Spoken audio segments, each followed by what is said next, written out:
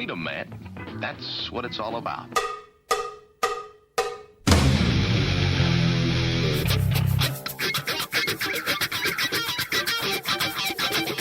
You've got to groove on freedom, like the good book says.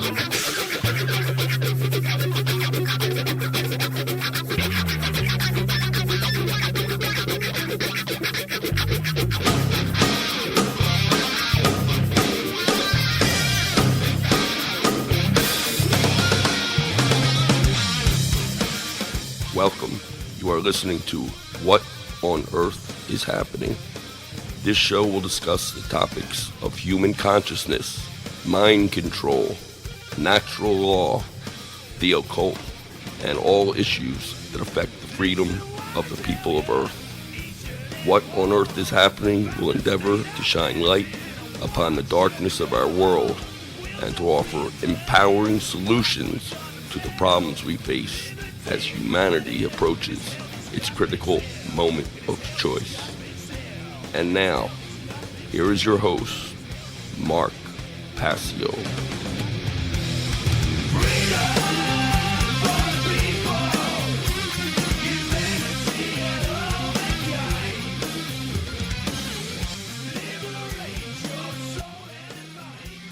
Welcome, ladies and gentlemen.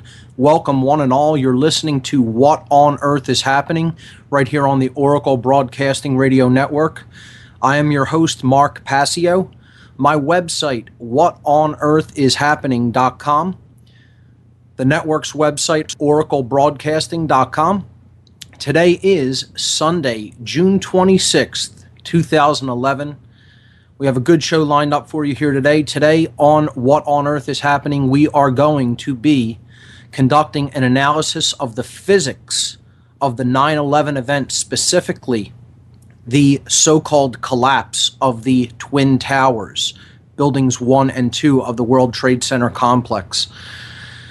I'm going to take people through 3 basic physics equations to prove unequivocally that there were other forces at work in those buildings on that day.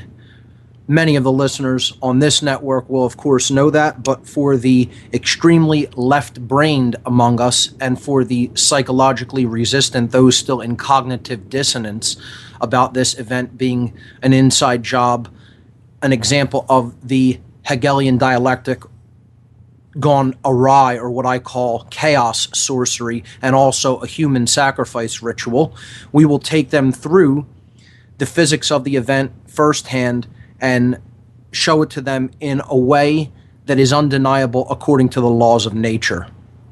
Before we do that, I have one quick event announcement. Coming up here in Philadelphia in a couple of weeks, the Nikola Tesla Energy Independence Celebrations, the yearly energy independence celebrations hosted by the Tesla Science Foundation, July 7th, 8th, 9th, and 10th. There's 4 events that comprise the energy independence celebrations this year. The first is the Tesla Science Conference, all 4 days of the event from 8:30 a.m. to 5 p.m. at 2 Liberty Place, 16th and Chestnut Streets here in Philadelphia. Registration only $100, 50% discount for students with a valid student ID. The Tesla Science Foundation Social featuring a concert by the Divine Hand Ensemble, Saturday, July 9th, 5:30 p.m. to 10:30 p.m. at the Ethical Society Building, 1906 South Rittenhouse Square. Tickets are $20 in advance, $24 at the door. The Tesla Birthday Celebration featuring a Tesla Coil exhibition, Saturday, July 9th, 11 p.m. to 1 a.m. at Independence Visitor Center, 5th and Market Streets. This event is free to attend. And finally, Tesla Fest, exhibitions and open discussions about Nikola Tesla, his technologies, and alternative energy in general. Saturday, July 9th, 10 a.m. to 11 p.m. Sunday, July 10th, 11 a.m. to 3 p.m. Independence Visitor Center, 5th and Market Streets, also free to attend. For more information on this great event coming up here in the city of Philadelphia, check out the Tesla Science Foundation's website at teslasciencefoundation.org. We'll get into the physics of 9/11 on the other side of this break. Stay with us, folks. Frozen in silence, facing it alone. Gotta keep my cool, make them think I'm made of stone. kind of a different twist or spin that I put on that dynamic.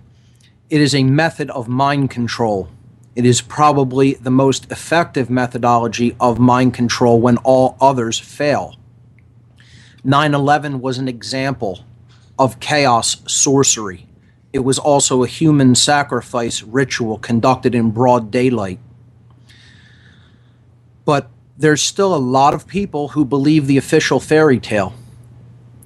And they do this because they are in total ignorance of the laws of nature. And as I said last week, I have a background in mechanical engineering. I studied it in college. I attended the University of Pennsylvania, and I understand the physics equations that would be required to model in a very simple way what we're told happened on that day, and that's what I'm going to attempt to do here today. Now, as I said last week also, this will probably be the most left-brained What on Earth is Happening show that you will ever hear, because it's going to have within it a lot of math and physics equations, and that shouldn't scare people off, because I'll try to convey the ideas behind these equations while I run through them. Some people may find this boring. Personally, I think it's enlightening to understand that if you understand how dynamics in the real world work, you can tell when you're being lied to. You don't have to take anyone's word for it. You can take the weights and measures, plug in those variables into known laws of nature, and solve them for yourself. And that's what I'm going to show people here today. I want to direct everyone up to my website, whatonearthishappening.com.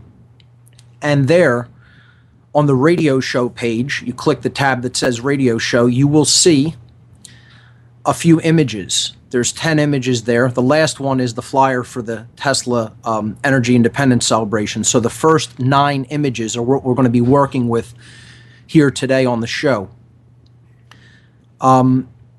This is a basic presentation on the physics of 9/11 with some visual aids put there for people and all of the equations necessary to understand that what we were told happened on that day cannot be true.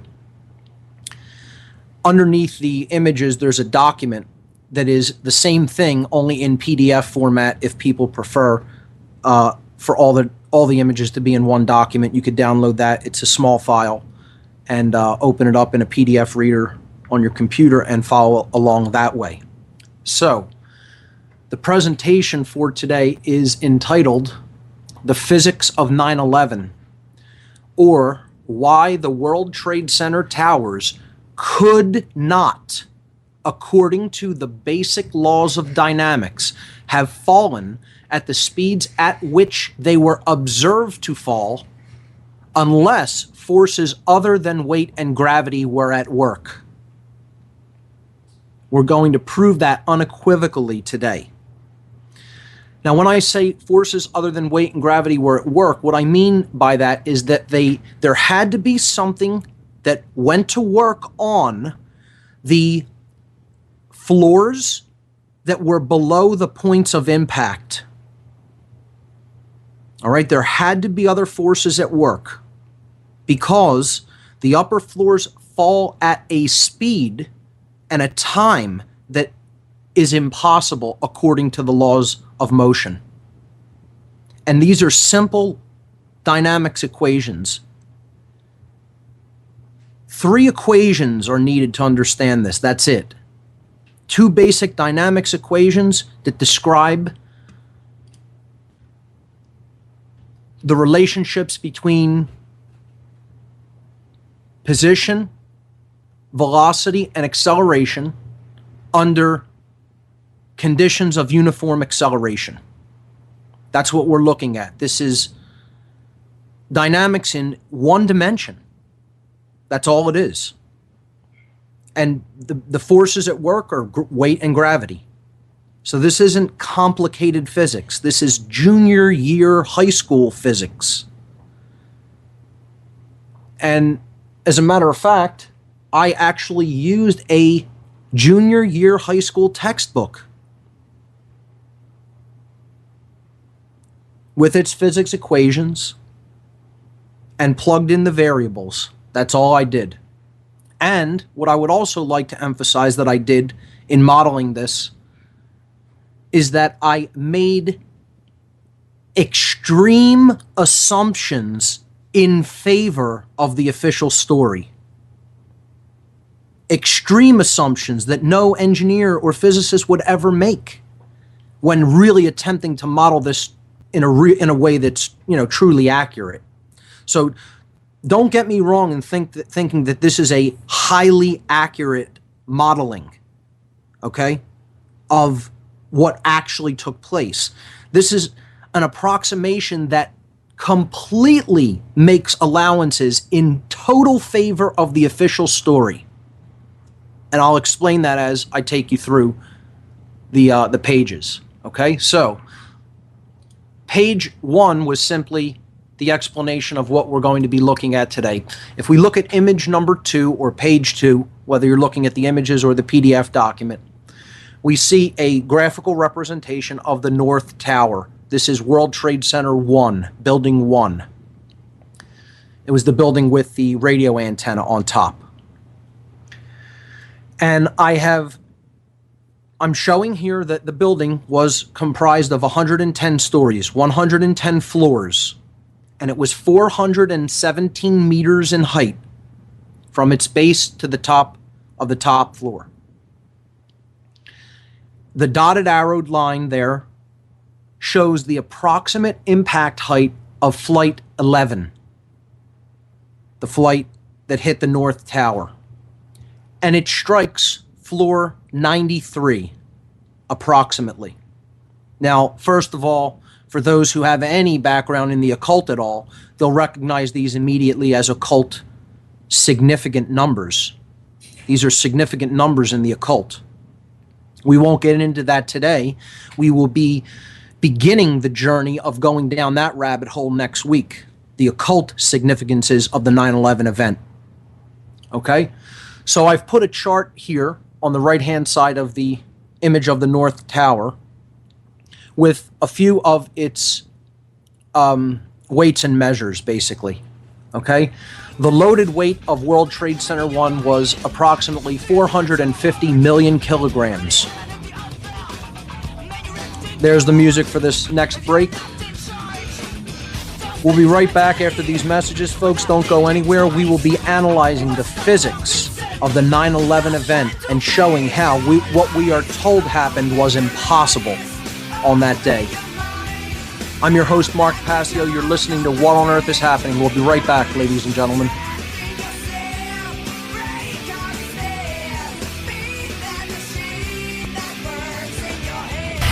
On the radio listen page of whatonearthishappening.com, where all of the related images for today's show can be found. And we are looking at basic weights and measures, basic numbers related to the World Trade Center North Tower. The loaded weight of the entire building was 450 million kilograms. One of the loaded floors, because there were 110 stories, is approximately 4,100,000 kilograms. The height of each floor is approximately 3.8 meters. Now here in the next section of this table, I put the height of 5 impacted floors. Now approximately 3 floors or so, maybe 4, are damaged by the direct impact. I'm assuming 5, and here's what I'm doing. I am actually removing those floors to basically allow for the top portion to crash down into the bottom portion, because as we're told, this is a progressive collapse or a pancaking collapse. Even if you have buckling of steel that may have been weakened as the official fairy tale goes, okay, no one would model something completely removing floors entirely as if they don't exist. Now, not only am I going to remove these 5 impacted floors and let the top portion of the building, drop onto the bottom portion of the building, I am also going to keep the impacted floors intact for weight purposes. So in other words, what we're going to be doing is, let's say the next part of this table will explain this. So I'll just continue. The height of the 5 impacted floors we're going to be looking at is 19 meters. That's 5 times 3.8 meters. The plane is said to have hit at the 93rd floor. Okay? So, and that's the lowest estimate given of the plane's impact, Flight 11. Okay? So the height of the lowest damaged floor, or floor 93, is 354.4 meters.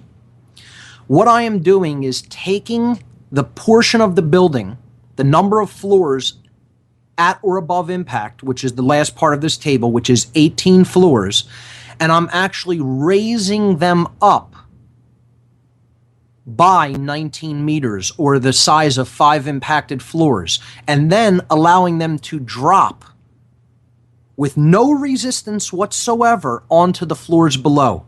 Now, this is a radical assumption in favor of the official story. Okay, this is saying all of the weight above is falling at the acceleration due to gravity with no resistance until it impacts on the floors below the impact point. Okay? Hopefully people will grasp that concept and understand how I'm modeling this in an sort of an unrealistic way to give more credence to the official story. Okay? I'm making radical assumptions in favor of the official story, and even with those assumptions in place, we will find when we come to the conclusion that the official story cannot be true. Okay? So, in the next slide or page, we go to page 3 in the PDF document. Okay? I am showing the 18 floors disconnected now. However, they are now raised up the height of 5 impacted floors. And the undamaged structure beneath, the 93 floors that remain in Tower 1, are approximately 354.4 out of the 417 meters. Okay? We are now going to take the knowns and put them into dynamics equations of physics. And again, the book that I used was Principles of Physics, where these basic equations of dynamics and Newton's laws of motion can be found, among many other physics equations. Principles of Physics, this is a high school physics textbook. Principles of Physics, 3rd edition by Blatt, B-L-A-T-T, and this was published by Allen and Bacon Publishing, A-L-L-Y-N and Bacon, B-A-C-O-N, okay? That's the textbook used to basically solve these equations. So this first equation, V squared equals V0 squared plus 2AD. I'll explain what this means. This is a dynamics equation describing relationship between position, velocity, and acceleration under conditions of uniform acceleration or the acceleration due to gravity.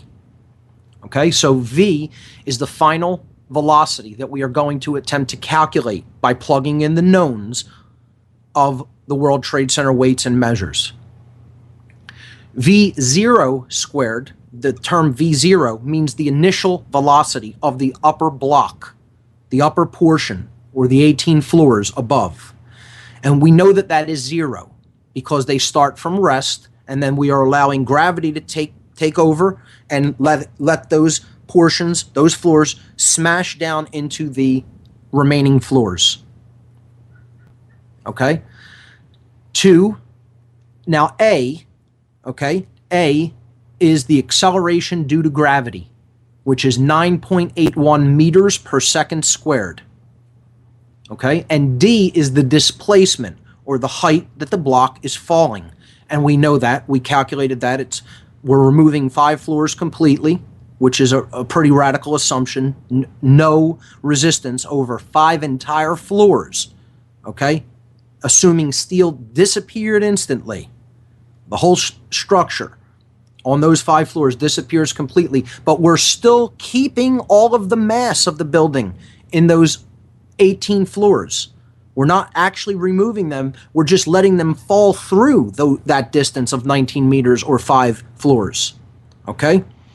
Again, a radical assumption that no one would actually model it that way in real life, okay? Because I'm making, again, ridiculous assumptions in favor of the official story, to put it bluntly, okay? And that's what D represents here, okay? So we're attempting to solve now, since we have all knowns on the right-hand side of the equation. We simply plug in the numbers and do the arithmetic, okay? V0 is 0. So 0 squared is 0, okay? Then we have plus, and then 2 times A, which is 9.8 meters per second squared, times D, which is 19 meters. The result that we get is that the final velocity, when we calculate this, we add those together, then we take the square root, we do the multiplication, add it times 0, add it to 0, and then we take the square root of that, okay? And we would get 19.3 meters per second. That is the approximate velocity at which the top block is moving when it meets the bottom floors, okay? The next equation that we need to understand is Newton's second law of motion. Force is equal to the mass of an object times its acceleration. So we're going to calculate the two forces at work between the upper falling portion and the portion that it falls down onto. We'll do that after we come back. You're listening to What on Earth is Happening. I'm your host, Mark Passio. My website, whatonearthishappening.com. I'm looking into the physics of the 9/11 event today.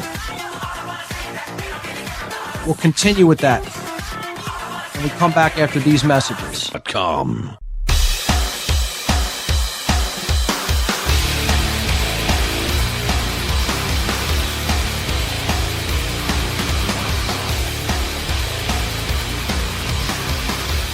Welcome back, folks. This is happening. I'm Mark Passio. Today we are looking into the physics of the 9/11 event. Do you question the official story?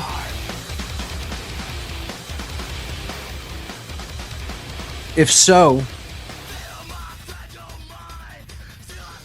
the equations I'm going to take people through will pretty much solidify that position. If you think the official story is true, I would say you're pretty much in cognitive dissonance, because what we are told happened could not actually be the case according to laws of nature.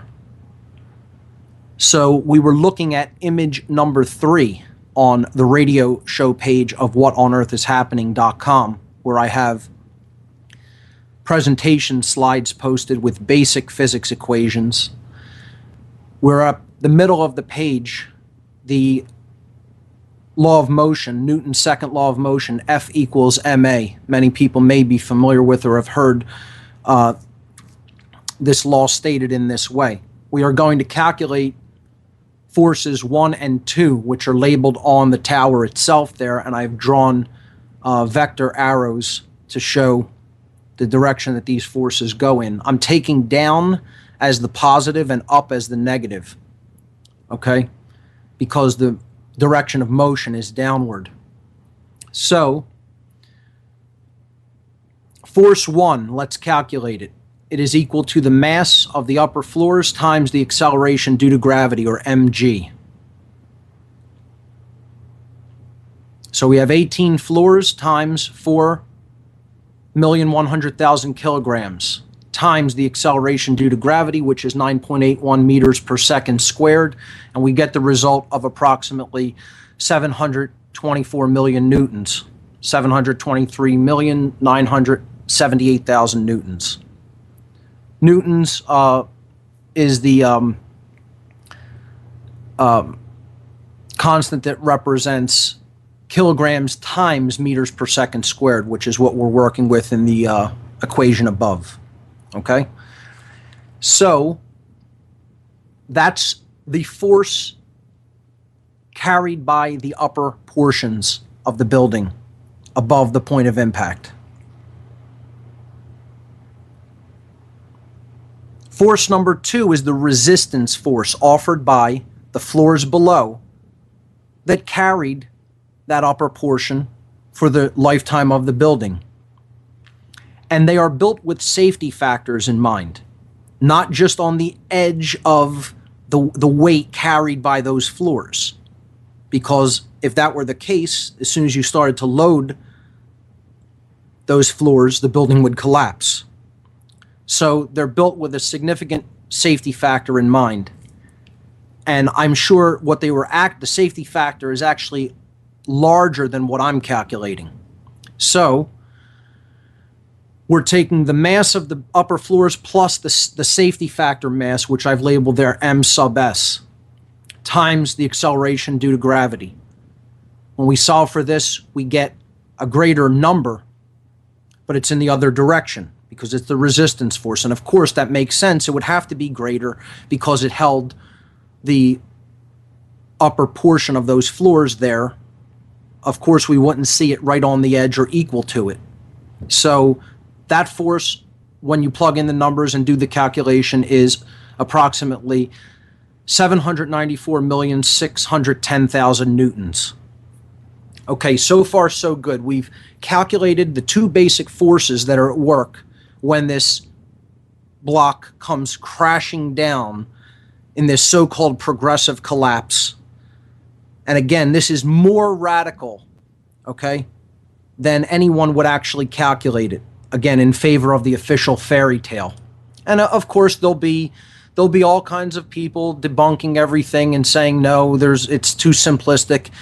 Actually, this is a closer understanding than modeling it in an even more complicated way to understand that it could not have happened the way we were told. Because even with these assumptions in place, as we'll see when we calculate the time required for that mass at the top to come through all of that other mass, even if you had buckling involved, okay, is impossible. It could not, no matter what you do, you're not going to get it down to the 11 seconds that are observed with your own eyes.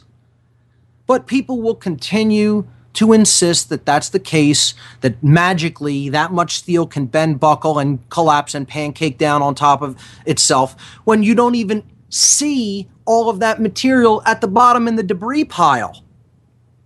And I'll tell you why you don't, and this is getting ahead of ourselves, but you don't see that because it blew away as dust, ladies and gentlemen. That's why. It blew away, it powderized. It was completely pulverized into dust.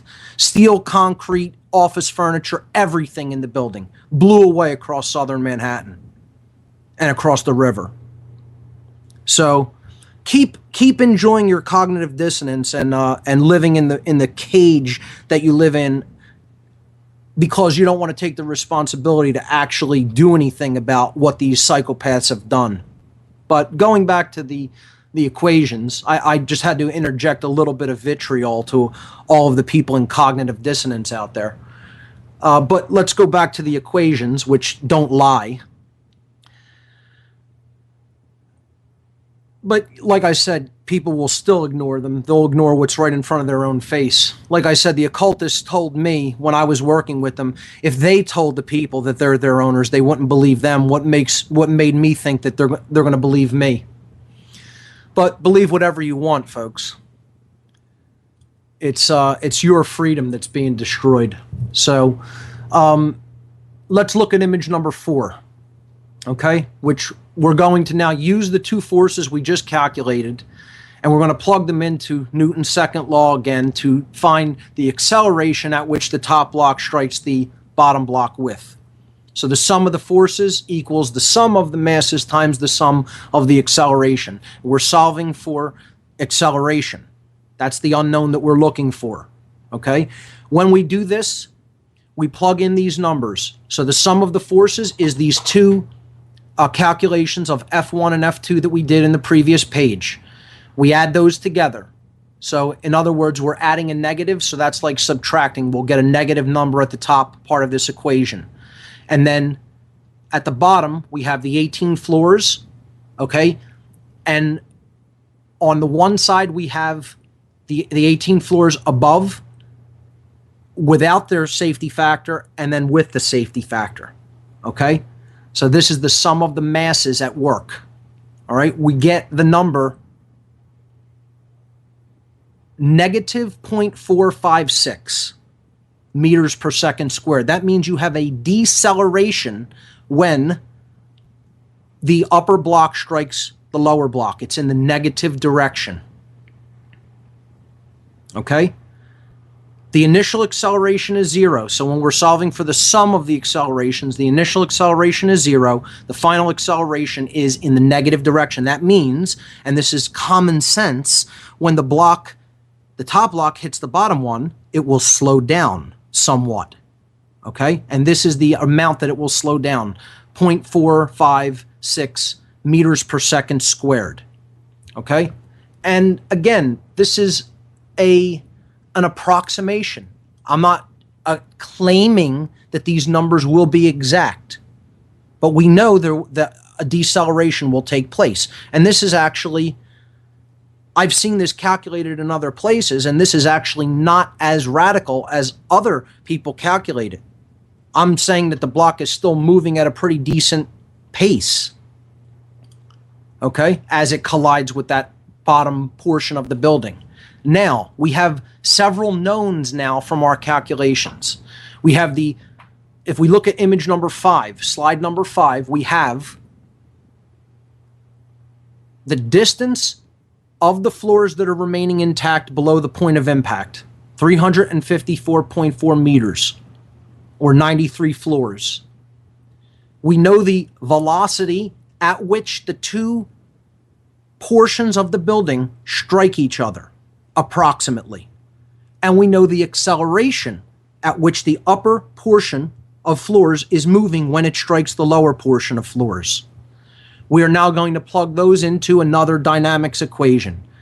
D, or displacement, okay, which that upper block needs to travel, is equal to the initial velocity times time plus 1/2 the acceleration times time squared.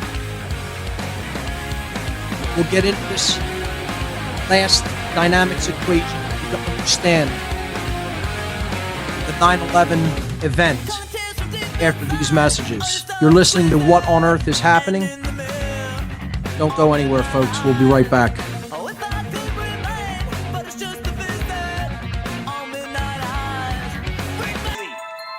Stay asleep, obey. When he looks at it with his eyes, it's what we see. When he looks at it with the sunglasses, we're seeing the same things all the way through. The subliminal, symbolically you couldn't see. Obey, no independent thought, don't think for yourself.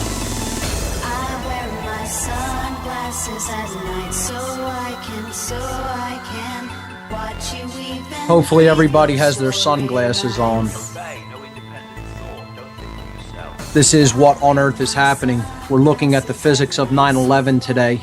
The images for today's presentation can be found on whatonearthishappening.com on the radio show tab. Hopefully I'll get to some calls in the next hour. After this next segment, I guess I'll give the call-in numbers so we can take some calls.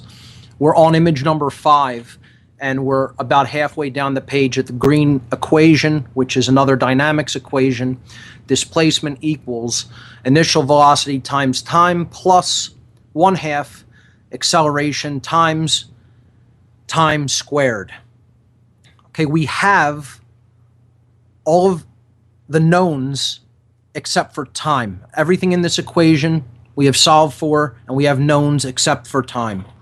So we are going to now solve for time. This is the key factor to understand that the official version is impossible. They're telling us that due to any kind of collapse, okay, which implies structural deformation, structural collisions happening, that we could have had a collapse in the amount of time the buildings are observed to fall in. And when you solve this equation, you understand that's impossible. All supporting structural mass had to be removed by some unknown forces at work in order for the building to come down in the time observed. That's it. And to get into the whole debating and infighting that goes on how this was done or that was done, I honestly don't care. The proof lies in solving for the time aspect. And I don't care what you do. You will not get it down to even close to 11 seconds. I don't care what you do. Okay? And this is a insanely conservative estimate of how long it would take, according to this model that I've set up that doesn't even approximate reality in real life. Okay, so I'll explain what I've done here. The displacement is 353.4 meters, the height of 93 floors. V0 is the velocity that the top portion of floors strikes the bottom portion with. We calculated that a couple of slides back, 19.3 meters per second, times time plus 1/2 or 0.5 times the acceleration, which we calculated, which we see was a deceleration or an acceleration in the negative direction, okay? 0.456 meters per second squared times time squared. Now, all I've done is I've kept, on the left, I've kept 353.4 equals 19.3 T, okay? And then on the right, I solved the 1/2 AT portion and kept T squared in, so it's minus 0.228 T squared. Now, in the next line, all I'm doing is putting these in a different order, okay? So I'm taking the T squared variable and I'm putting it first. Okay, so it's negative 0.228 T squared plus 19.3 T, okay? So I'm taking what was on the right-hand side, I'm rearranging the terms to put it in terms of T squared and T, okay? And then on the, I'm bringing 353.4 to the same side of the equation. You bring it over as a negative, setting that equal to 0, just to show that this is indeed a simple quadratic equation. It's a simple second-order polynomial. This is no more advanced than high school algebra. Okay? So we get the result is a quadratic equation in the form of ax squared plus bx plus c equals 0. And in doing that, we know that the formula to solve the variable in a second degree polynomial or a quadratic equation is this formula that I present below, which is x equals minus b plus or minus the square root of b squared minus 4ac, all of that over 2a. And that is, we're not referring to acceleration with a here, we're referring to the coefficient in ax squared. Okay, and that's what these A, B, and C represent here. Okay, so A is the coefficient before T squared, B is the coefficient before T, and C is the final term, 354.4. When you plug in all of these numbers into this equation, I did not put that on here to belabor things because, let's be honest, this is boring enough without going through all the arithmetic involved to do the calculations. You can plug in the numbers yourself. And I think I did a fairly decent job having dusted off these skills, not even looking at any of this stuff for the past almost 20 years, okay? 18 years, whatever it is. And, the other thing is, if people think this is what I want to be doing with my personal time, you have to be madly out of your mind, ridiculously insane if you think this is what I like to do or want to do this. I'm doing this to try to present people with somewhat sensible evidence and proof that what we're told about this event is a complete fabrication. But again, believe whatever you want. And the result that I got here is the time in seconds required for that block to fall through its greatest path of resistance, even making these crazy assumptions, would be 26.79 seconds. Almost 27 seconds. And we witness it happening at almost 1/3 of that speed. Impossible. Impossible. Okay? Let's go to image 6, and this does the same thing with the South Tower. I'll take it through even faster. Okay? So the South Tower was 415 meters, 110 floors.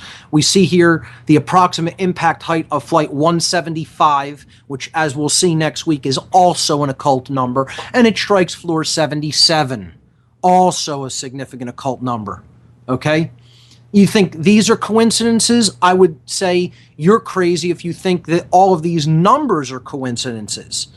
If you have any study or understanding of the occult at all, you understand every one of these numbers is an extraordinarily significant occult numerological number. But let's get back to the physics. World Trade Center 2 loaded weight, and I should not even be using the word weight technically here. It's mass, but it's close enough. You understand what's meant here. It's the kilograms is actually a measure of mass. So it's 450. I'll probably correct that in the slides for posterity, but we understand what we're talking about here. The loaded weight of the tower is approximately 450 million kilograms, the mass of the tower, I should have said. Okay. The loaded mass of each floor is approximately 4.1 million kilograms. Okay. The floor height, 3.8 meters approximately, again, 3.75 something. I rounded it off to 3.8. I did that even to just make it have more impact when it comes down, to just round it off to that. The height of 5 impacted floors, again, we'll be doing the same thing, is also 19 meters. The height of the lowest damaged floor was floor 77, 292.6 meters, and the number of floors above impact, 34 floors. Okay, those are the basic measures that are needed to understand the dynamics. So, let's move on to slide number 7, where we do the same thing. Our same dynamics equation, v squared equals v0 squared plus 2ad. Okay? So we're solving for v. Okay? The initial velocity is 0. Acceleration is due to gravity, 9.81 meters per second squared. The displacement is 19 meters, or the height of 5 floors. We get 19.3 meters per second, the same as the North Tower result. Force equals mass times acceleration, Newton's second law of motion. We're calculating force 1 and 2. The vectors are shown applied to the building on the left there. When we calculate these forces, we get results of 1,367,000,000 newtons and 1,500,000,000 newtons. We'll pick this up on the other side of the break, folks. Stay with us.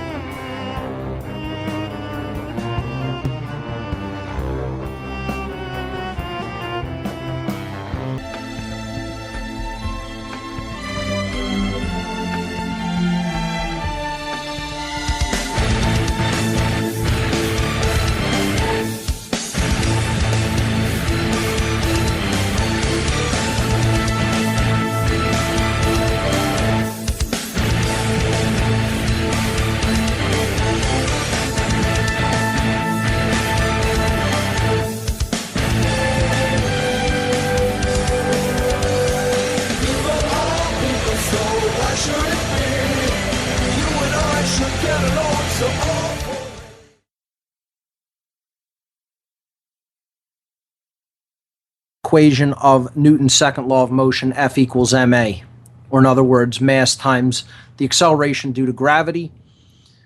we have 34 floors times 4.1 million kilograms of mass per floor times 9.81 meters per second squared, the acceleration due to gravity, we get approximately 1.3 billion newtons.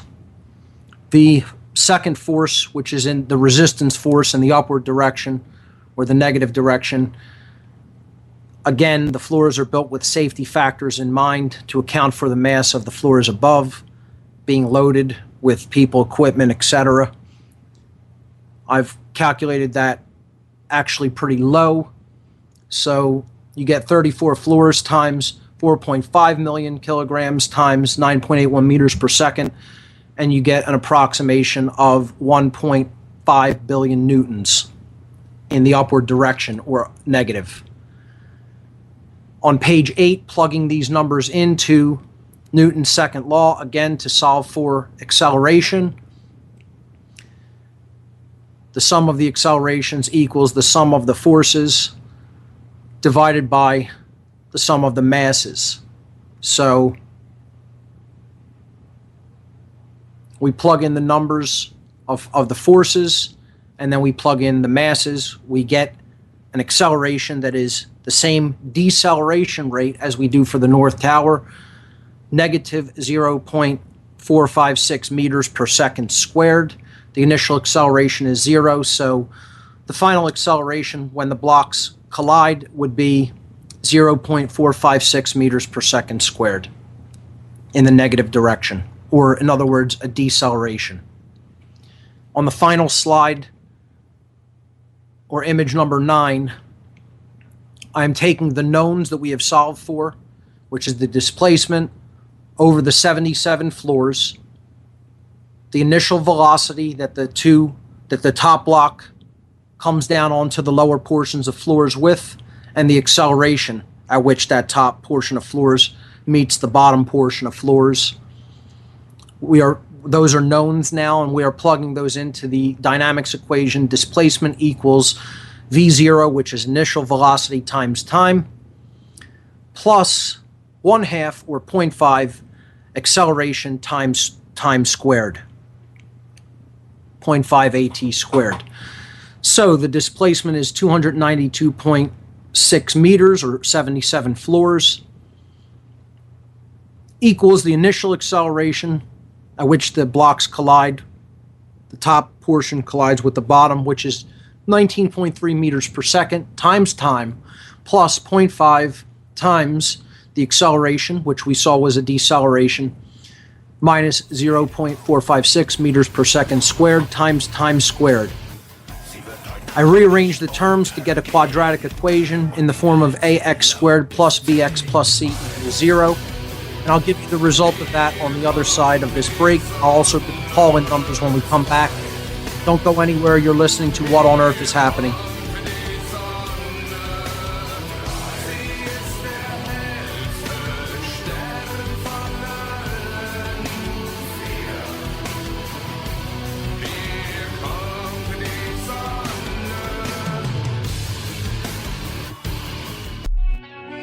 I was born, a shotgun in my hands, behind the gun, I'll make my final stand, yeah. And that's why Ladies and gentlemen, we're back on What on Earth is Happening. We're looking at the physics of the 9/11 event today on the show.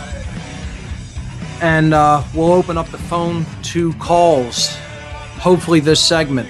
The call-in number, 866-841-1065. Once again, the call-in number is 866-841-1065. I'll be wrapping up the physics, hopefully in this segment, and then we'll get to the phones. We are looking at image number 9 or page 9 of the PDF document on the radio show page for whatonearthishappening.com. And we were solving for the amount of time that would be required if these top portions of floors if the building were to have, let's say, buckled and then these floors crashed into the floors below. and we're doing this in a very, very a way that grants huge allowances in favor of the official story. And this method of calculating this, don't get me wrong, would not be any way that an actual engineer or physicist would do this, because they would never make these radical assumptions in favor of the official story. They would actually try as much as possible to calculate these forces and vectors as close to as accurately to reality as they possibly could, and that would involve plugging in a lot of numbers into computers and then modeling everything. And even if you did that, you would still not get down to 10 or 11 seconds at which we see this building collapse, because all it ultimately comes down to is the mass of those lower floors were removed, period. This is the inescapable conclusion that you ultimately arrive at if you have half a brain capable of coming to conclusions based on laws of nature. Even if you have half a brain, okay? If you have even a remainder or a remnant of an ability to trust your own senses and apply even the smallest modicum of common sense, you realize that those upper portion of floors fell with basically the speed due to gravity, the acceleration due to gravity. They fell with the acceleration due to gravity, meaning there was no resistant force opposing them. And that you need to come to an inescapable conclusion about that. And this is where I'm throwing out the whole idea of even controlled demolitions. There's something even beyond that at work. What removes completely all resistant forces and doesn't leave that much debris there over 93 and 77 floors. We'll look into that. We'll speculate about that after I finish these equations. But let's get back to the physics. We were solving the dynamics equation D equals V0 plus 1/2 AT squared, which is in green on the last page, page number 9. When we plug in the numbers, we get a quadratic equation, which is negative 0.228 t squared plus 19.3 t minus 292.6 equals 0. This is a simple quadratic equation, or a second-order polynomial, in the form of ax squared plus bx plus c equals 0. Solving for the variable, we use the formula presented in the white box there, which is the formula to solve a quadratic equation. We get t equals 19.78 seconds, and that's an extremely conservative estimate. No way it could have even happened that fast in reality, okay? And it's still twice approximately the amount of time. In the first example we saw, it was 3 times the amount of time that we witnessed with our own eyes and on videotape, okay? And in this example, it's almost twice the amount of time witnessed. 20 seconds approximately. Impossible. Unless you are completely pulverizing to dust all of the resistant forces in those lower floors. Now, what can do that? What could possibly do that?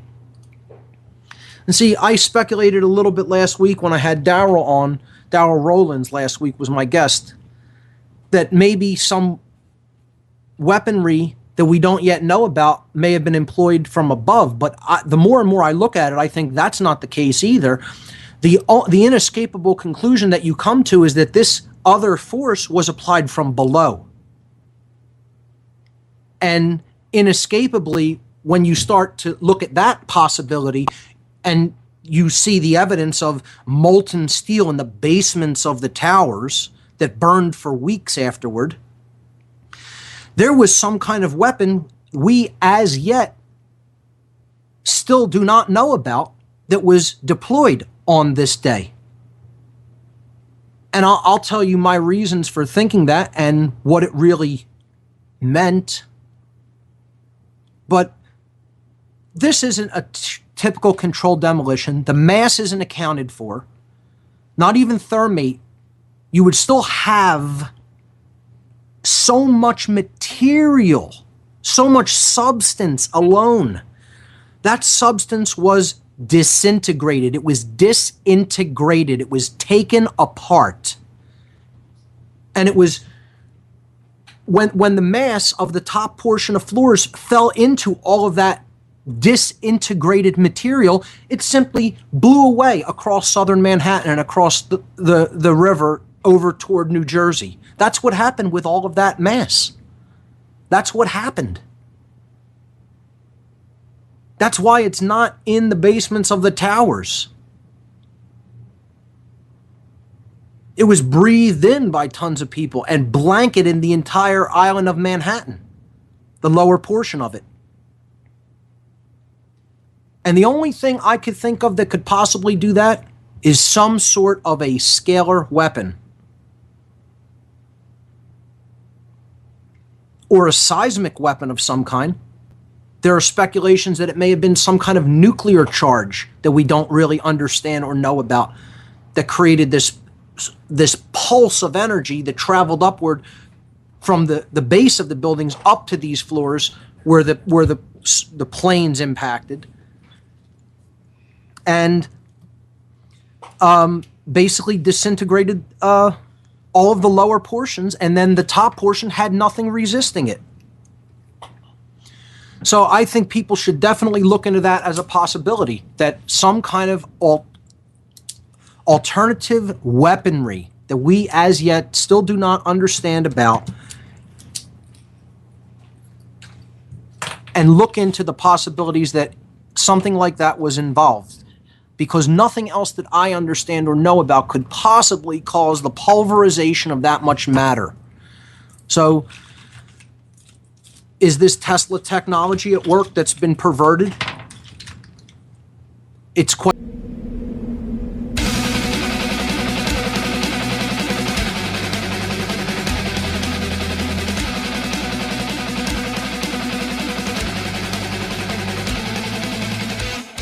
We're back, folks.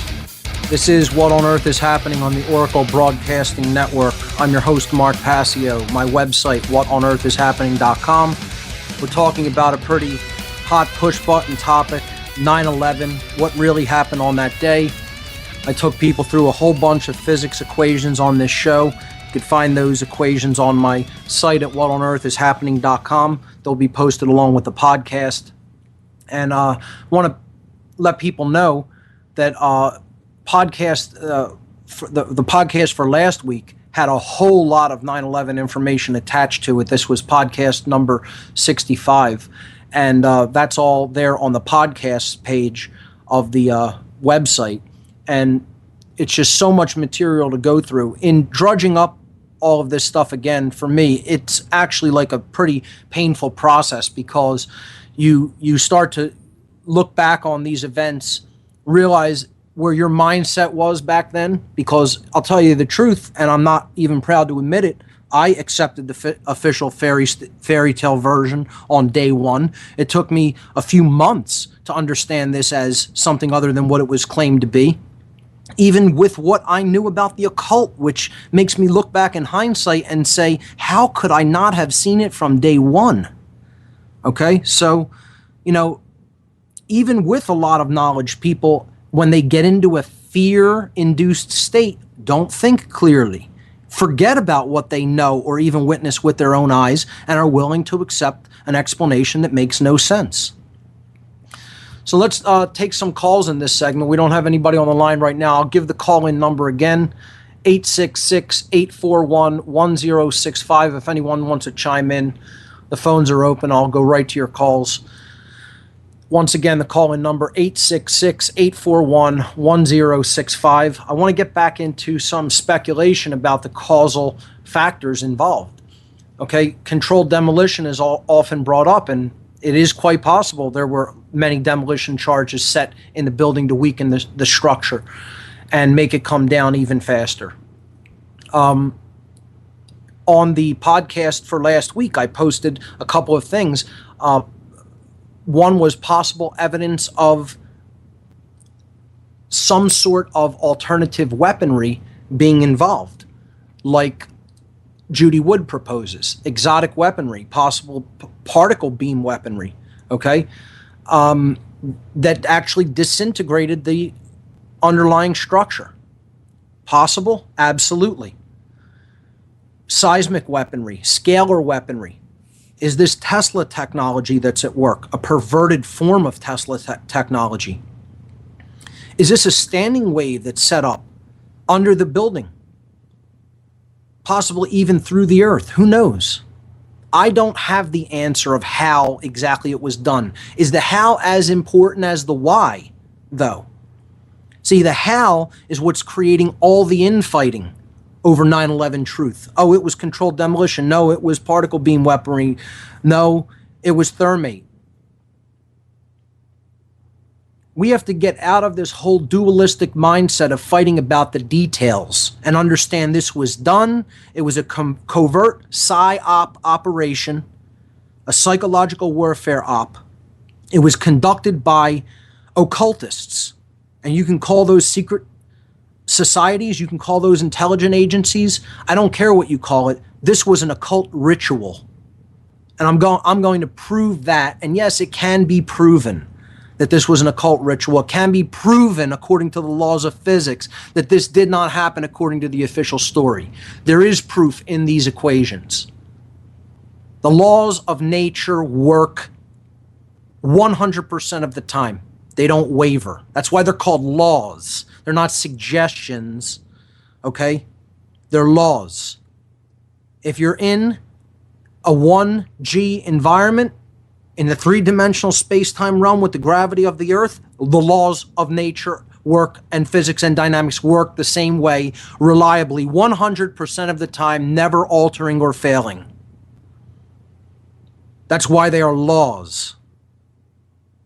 So, the people still in cognitive dissonance over this, thinking that it could have happened the way the official story went,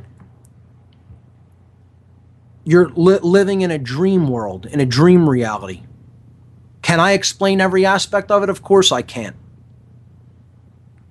But understanding the amount that I understand about physics, I can prove it to myself that it didn't happen the way they claim that it happened. And certainly understanding what I understand about the occult, I can definitely prove that this was an occult ritual, and I'm going to begin that process next week. So you won't want to miss the shows coming up here on What on Earth is Happening as we go into the deep, dark, occult aspects of the 9/11 event. Let's go to the phones. Caller, are you there? You're on What on Earth is Happening. Welcome. Hi, Mark. Thank you for taking my call. Sure, no problem. This is Mike from New York. Hey, Mike, how are you? Excellent. Thank you. Thank you for the amazing job you did on creating the PDF. It goes into a lot of math that, not a lot of people go into. I was calling on behalf of of just saying that 9/11 itself, and trying to explain to people that, they say, well, what's the reason? Why would they do such a thing? I said, well, there's a million reasons why they would. Just none of them. They just don't want you to believe any of them. They just want the official story put out. But another thing you could bring up is that, even the plane, supposed plane hitting the Pentagon, how come in every single, display of evidence that they don't even have, scratch marks from the engines before the, plane hit the wall of the Pentagon? Everything is just a circle and a hole. With all the videos that captured that event, why don't we have 4 frames, 4 or 5 frames that they claim was the video of the plane hitting? Why don't we have videos from all other angles? Surely it would have been captured a multitude of times had that been a plane that struck the Pentagon. Living in the nanny state, you'd think that they would have such video. All the time they have video of robberies in every single state of every single, different stores, but they can't get, massive, planes hitting different things and what happened on, on certain things, even with guidance systems. The official story of what happened to the plane that was brought down over in Pennsylvania was never fully explained. And look at the flight numbers that we're talking about. Once again, the same numbers keep coming up, and people think that this is accidental. Flight 11 hits floor 93.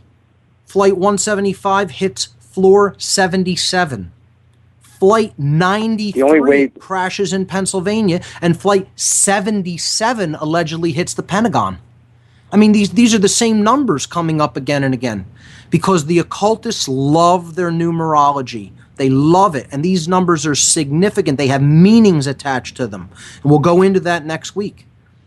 So yeah, you definitely raise a lot of good points. Where is all the evidence of the flight that's allegedly crashed in Shanksville, Pennsylvania, Flight 93? Where is all the evidence of the flight that hit the Pentagon, supposedly? You know, we don't even see that kind of debris again. The only way, well, they're just not trying to explain it. The black boxes are gone. The only way I could, or taken by supposed FBI or CIA that day, because they can be retrieved. They can withstand any impact that was given to them on that day. Sure.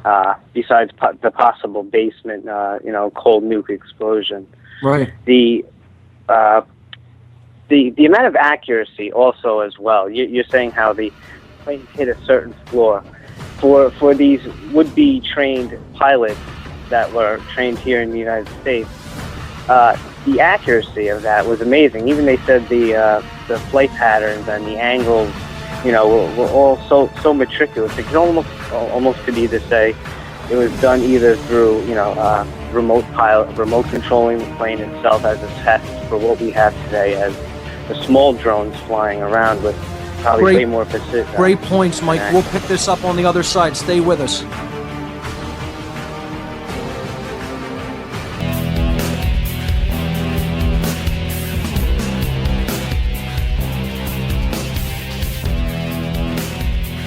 We're back on What on Earth is Happening. I'm your host, Mark Passio. My website, whatonearthishappening.com. We've been talking about the physics of the 9/11 event, some of the possible hows, the how of what they did to pull this off. We've been talking about some of the possible whys. Why would they have gone through so much trouble to conduct such an operation in broad daylight of the general population? And the main thing is to put people in fear. That's first and foremost, because people in fear are easily controlled. And that's the name of the game. And then you could use this as justifications for further encroachments into people's personal freedoms. And if people are too psychologically immature to be able to handle that, they're going to believe whatever they want.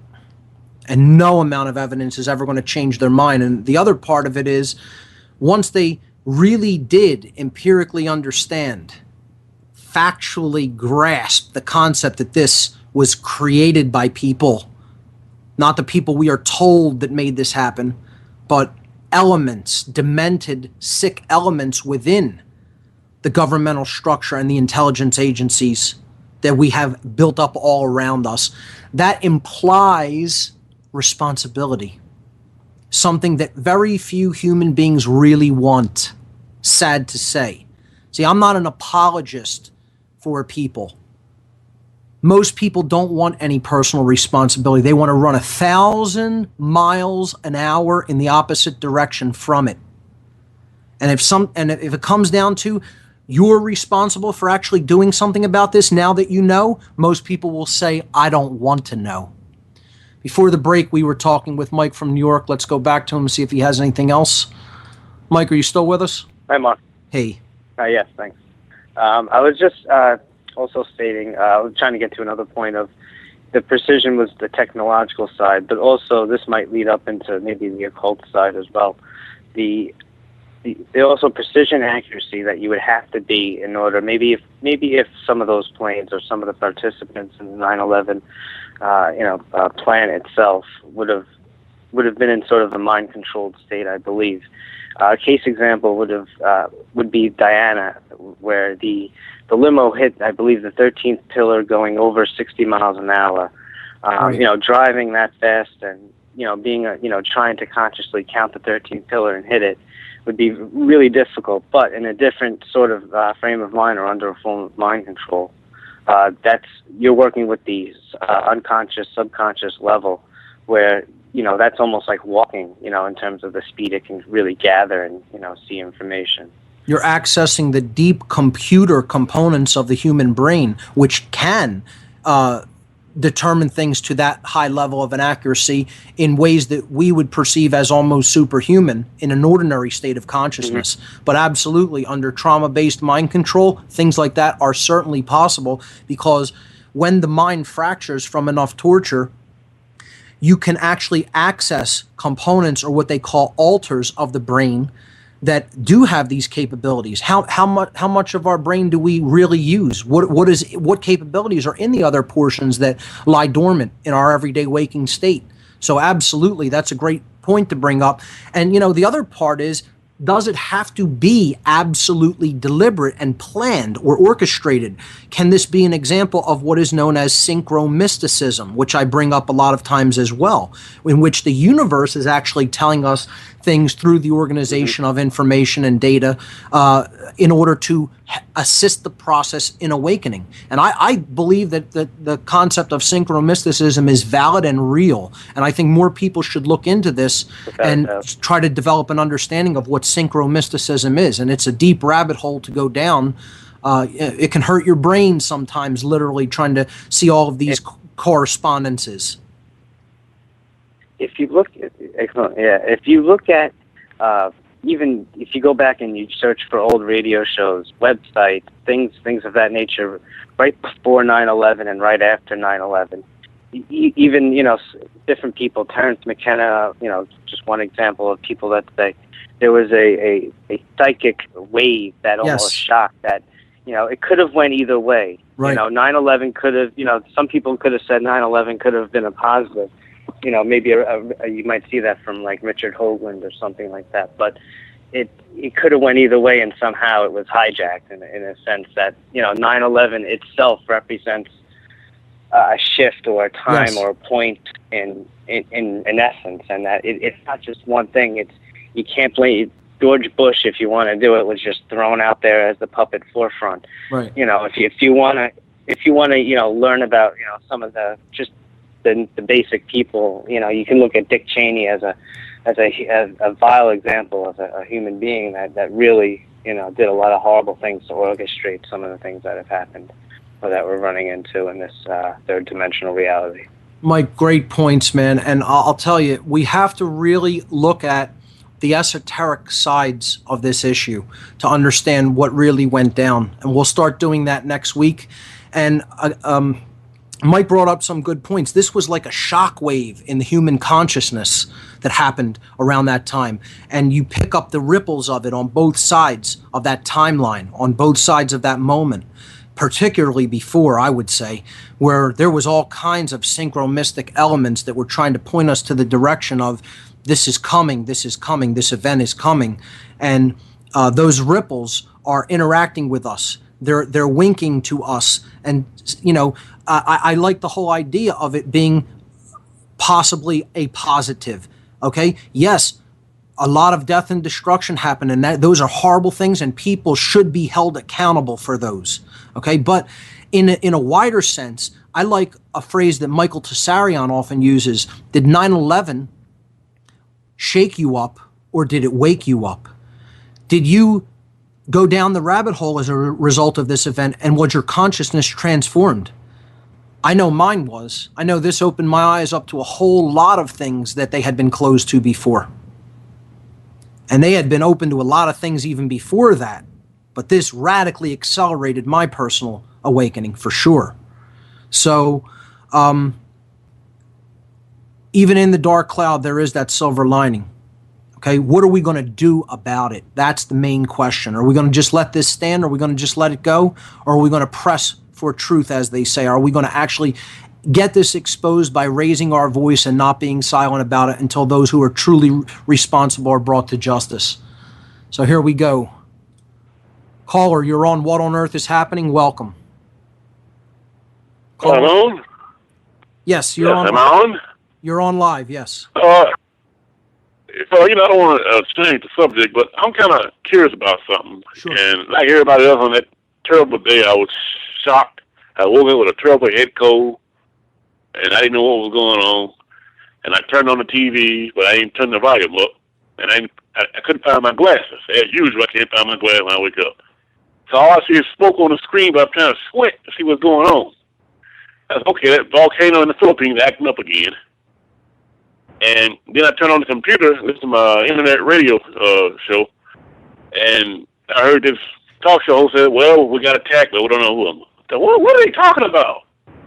But finally, I found my glass. I stuck my toe and turned the TV on, and there was the trade towers and billowing smoke. Now, make a long story short. Years later, they would show clips of Muhammad Atta and them going through the Boston, Logan Airport? Right. Check in. Yes. Right. Now, I'm kind of curious about something. Why did they show one lousy clip of Atta and his boy going through the security check-in? Well, that's just to finger somebody as the patsy. That's all. Whether he was on that plane or not, he wasn't the mastermind behind the entire thing. They need to present somebody to the public to complete the psyop. That's why they're just showing him there. And that's supposed to be proof that he was the mastermind who orchestrated the so-called hijackings. All right. Now I'm going to hit you in the leg with something. Okay. You ready? Sure. All right. They had to check in, go to the lounge, right, for the airline, like going to the American Airlines lounge. Once you done got past security, you go to the check-in lounge and sit for a while. Okay. Right? How come sometimes your family members, go to the lounge with you while you wait for the flight, and everybody kisses each other, say, bye, Aunt Emma, and takes pictures and photographs and everything of you going through the departure gates, waving. Now, I just hit you. What did I hit you with? I'm not really sure of the point. How come the family members of those that got on the flight that watched Aunt Emma go through the gates, how come they don't have a photograph or a videotape of everybody that was in the lounge, and how come the lounge security cameras wasn't, on and showing everybody sitting down? Yeah, nobody has never addressed this issue. Not even AJ, that Mr. Megaphone in Texas. Well, is it possible that they were just there on their own? But this brings to the point that these were actually the people who were really involved and not just fingered patsies, which is really all they really were on that day, because the real perpetrators of the event need someone to blame it on so that they can justify the actions they're then going to take in the future. We'll be right back, folks. Don't go anywhere.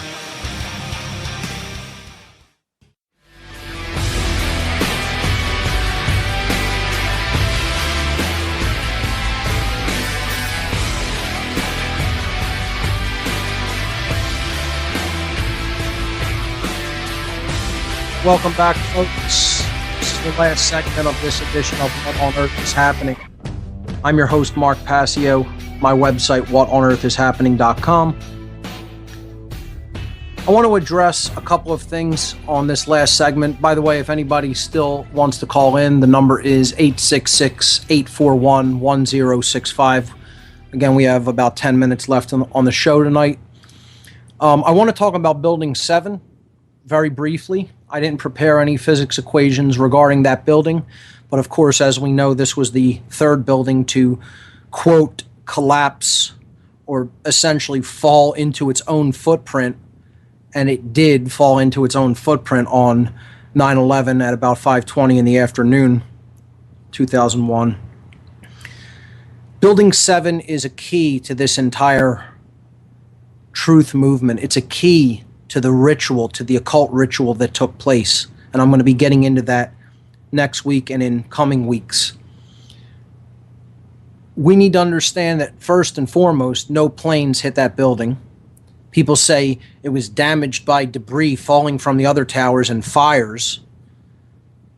But that wouldn't have caused the type of simultaneous and symmetrical structural failure that we witnessed with Building 7, and it could certainly not have caused a free fall speed collapse, which for all intents and purposes, okay, people don't want to say it was free fall 100% of the time.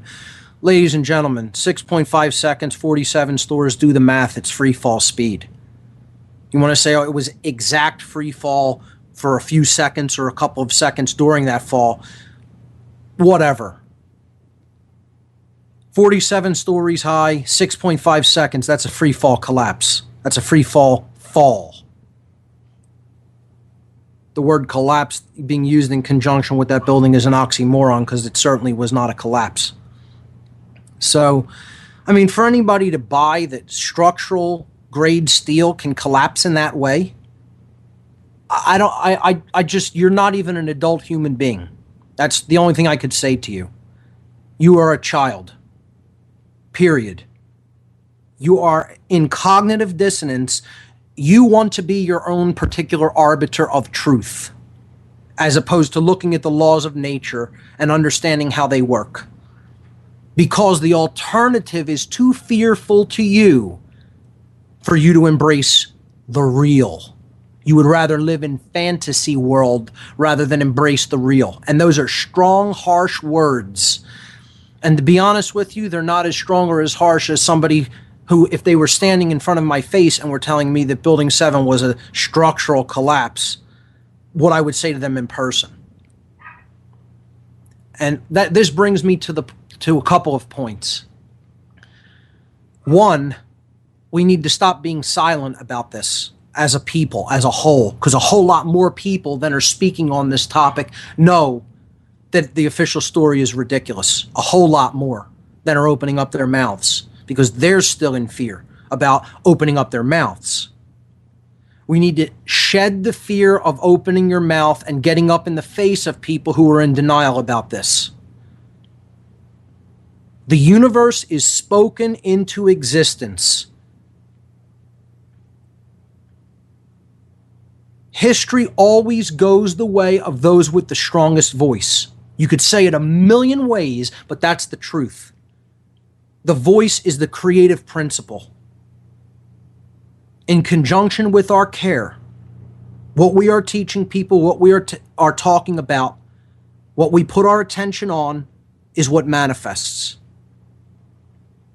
The universe is spoken into existence. We need to get out there and not let this topic drop. Speak it more definitively, more forcefully.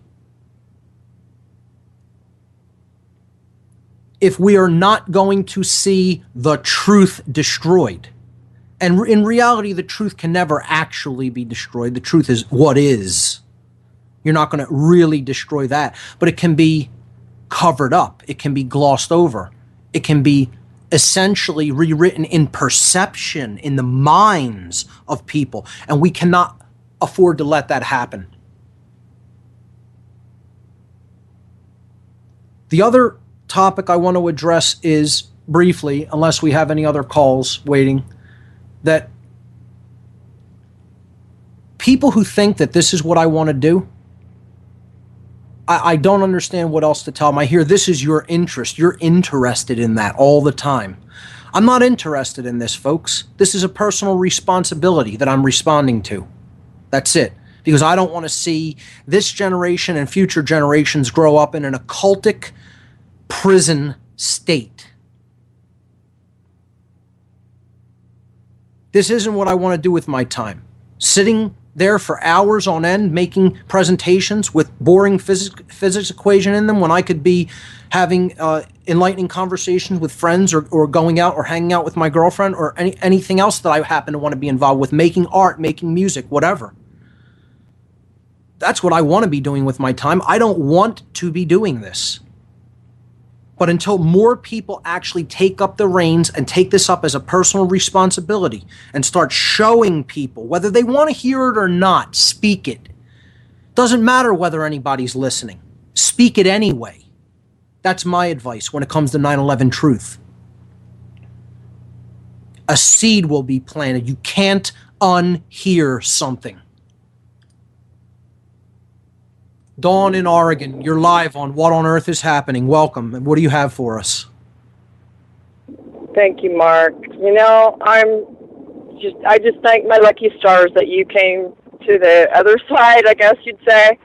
And I just think you're awesome. I learned so much when I listened to your podcast, and I'll never stop talking about 911 or anything else the government's up to. That's right. You have to, I appreciate you have to get rid of me. So for me to shut me up. So That's right. yeah, and it's the elites have tried so long to dumb us down, and they're doing everything, and they hate us because we're dumb. It's the true definition of a psychopath. Honestly, I mean, they hate us because we're stupid and dumbed down, but that's all they do to us is mistreat us, and it just makes me so angry. Anyway, yeah, thank you for spending your time, because honestly, you could be doing so many other things, but with your depth of knowledge, you're so awesome. Anyway. Well, Dawn, thanks so much. So, I appreciate that, and it's all about all of us collectively raising our voice, collectively coming to the defense of the truth, getting the word out there, and when we do that, nothing can stop us. That's what it's going to take. But in order for us to develop that voice, in order for us to develop that generative principle that actually creates the change that we want to see, we have to develop courage. See, if we don't have the courage, we won't come forward and speak our truth, the part of the big puzzle picture that we can bring to the table. Because the actual reality that we're living in is like a big, huge puzzle picture that's been scattered into the darkness. And each of us may have a little bit of a piece, and we need to bring that piece out into the light, set it on the table, put the pieces together, and then the big picture will come into view for enough people. You don't even have to have every single piece. We can't get lost in the details, folks. We can't not see the forest for the trees. Too many people fall into this trap when it comes to 9/11. We need to understand the generalities before we want to get involved and argue about the specifics. Okay? I'm not saying specifics aren't important. They can be. But to let that be a source of infighting and division is not the way to go when it comes to this. We need to stand united about this and stay focused on the generalities that we know went down the way, that we know didn't go down the way that the official story said. See, this is an apophatic methodology of getting at the truth. To go and say, this is what did not happen. See, that's what I just basically went about in this presentation here today with the physics equations. I said, these are the laws of motion. These are how they work. When you plug in all the weights and measures, you understand it could not have happened according to the official story. We arrived at the truth apophatically in the negative. People need to embrace this negative methodology of discovering truth. Rule out all other possibilities, and what remains must be the truth. I hope people have learned something here today. I hope you'll continue to speak the truth in your life. I hope you'll continue to tune into this show. That's all we have time for here tonight, folks. I'm your host, Mark Passio. Hope you've enjoyed this edition of What on Earth is Happening. I'll see you here next Sunday, 5 p.m. Eastern, when we'll get into the occult aspects of the 9/11 ritual. You won't want to miss that. For now, good night.